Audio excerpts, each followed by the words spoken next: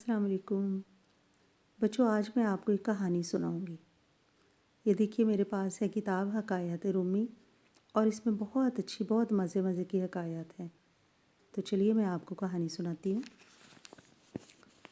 ایک دفعہ ایک شخص کے پاس ایک گدھا تھا اور وہ اسے بیچنے کے لیے شہر کی طرف روانہ ہوا۔ اس کا بیٹا بھی ساتھ تھا۔ وہ دونوں گدھے کو لے کر جا رہے تھے۔ ایک کنویں پر عورتیں پانی بھر رہی تھیں۔ باپ بیٹے کو لے کر گدھے کے ساتھ ساتھ پیدل چلنے لگا تو عورتیں ہنسنے لگیں، آپس میں باتیں کرنے لگی کہ دونوں کتنے بیوقوف ہیں، سواری پاس ہے اور پیدل چل رہے ہیں۔ یہ بات جب باپ نے سنی اور اس نے اپنے بیٹے سے کہا کہ تم بیٹھ جاؤ، میں پیدل چل لیتا ہوں، اور بیٹا گدھے پر سوار ہو گیا۔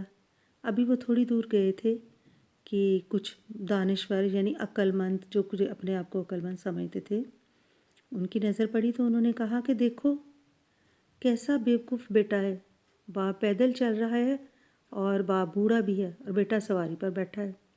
جب بیٹے نے یہ بات سنی تو اسے افسوس ہوا کہ شاید مجھ سے غلطی ہوئی ہے، اس لیے اس نے باپ کو اصرار کر کے یعنی ان کو بہت کہا کہ آپ اوپر بیٹھ جائیں اور میں چلتا ہوں۔ تو اس کا باپ جو ہے وہ گدھے پر بیٹھ گیا۔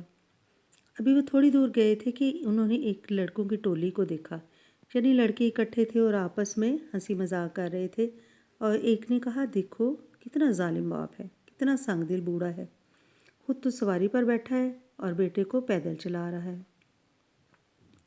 یہ سنا تو باپ نے بیٹے کو ساتھ ہی گدھے پر بٹھا لیا۔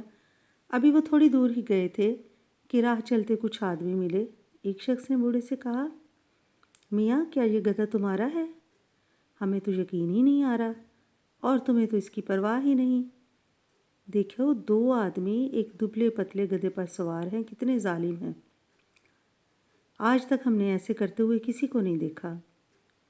یہ سنا تو باپ بیٹا دونوں بیچارے پیدل ہو لیے اور گدھا ان کے ساتھ ساتھ چلنے لگا۔ اب ایسے ہے کہ جب بیٹا دیکھو کوئی کسی کو خوش نہیں نہ کر سکتا، ہر ایک کی بات پر عمل کرنا ضروری نہیں ہے کہ ہم دنیا میں کسی کو بھی خوش نہیں کر سکتے۔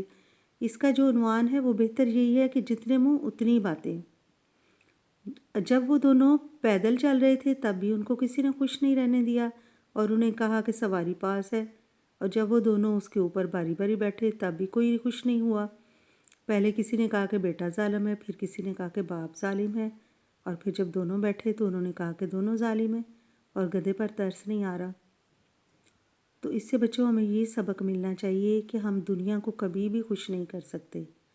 ہمیں جو بات مناسب لگ رہی ہے ہم اس کو کر لینا چاہیے، اور لوگوں کا کیا ہے، لوگ تو جتنے منہ اتنی باتیں۔